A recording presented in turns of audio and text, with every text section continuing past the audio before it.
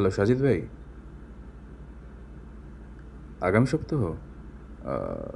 আচ্ছা ভাই, আচ্ছা। আমার ফিল্ম বানানোর খুব ইচ্ছা, কিন্তু আইডিয়ার কথা খুলে বলবো এমন আসলে কেউ নাই, লোকবল তো দূরের কথা।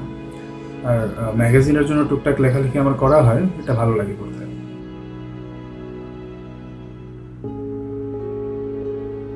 ফ্রেন্ড বলতে আসলে তেমন কেউ নাই, এই মাঝে মধ্যে বন্ধুরা ডাকলে আর কি বের হই আর কি। তবে সবসময় ওদেরও পাওয়া যায় না। আর ওদের সাথে বের হতেও যে আমার খুব ভালো লাগে ব্যাপারটা মোটেই এরকম না। ওদের আলোচনার যে টপিক সেটা আসলে আমার সাথে খুব একটা বেশি যায় না। আর নিজেকে খুব একটা ওদের সাথে মানে গো থ্রু করতে পারি না, খুব বিচ্ছিন্ন মনে হয়।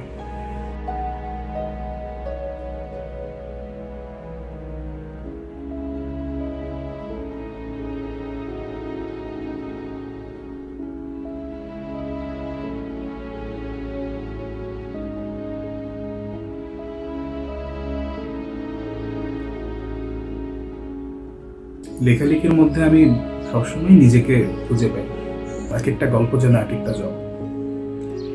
আমি কল্পনার মধ্যে ঘুরতে পারি, আনন্দ পাই। আর আমার ভাবতে ভালো লাগে প্রচুর।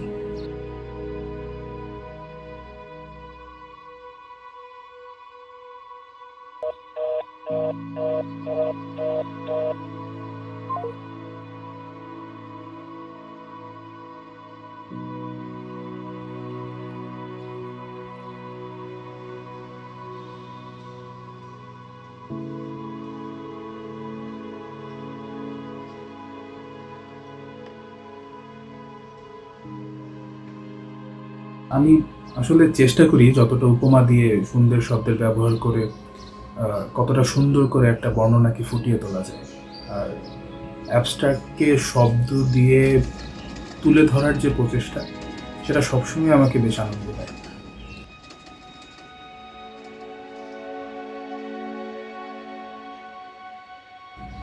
নিজেকে সময় দেওয়া মানে আমার এগুলি। আর আহ, মানুষকে নিয়ে চিন্তা করার সুযোগ আমার সেভাবে হয়নি কখনো।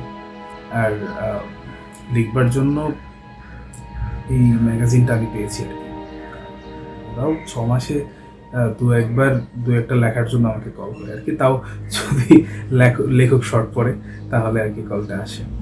আর এভাবে বলছি বলে মনে করবেন না যে আমি খুব ক্ষোভ থেকে বলছি, ব্যাপারটা এরকমই না। ব্যাপারটা আমি সবসময় লিখতে পছন্দ করি।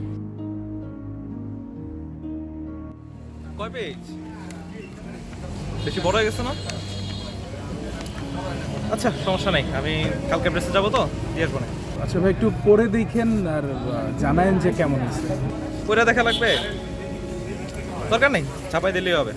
আপনি তো লিখছেন, মানুষ পড়বে, সমস্যা নেই। আমি তাহলে আসি, হ্যাঁ? আচ্ছা ভাই, ঠিক আছে। আর সত্যি বলতে লেখালেখির আনন্দটা কোথায়, এটা আমি যদি খুব বেশি জনপ্রিয় হয়ে যেতাম তাহলে আমি বুঝতে পারতাম না। আর এটা একা থাকতে থাকতে বুঝতে পেরেছি, সত্যিকার আনন্দটা আসলে মানুষ লেখা পড়ছে এটার মধ্যে না, আমি লিখছি এটার মধ্যে।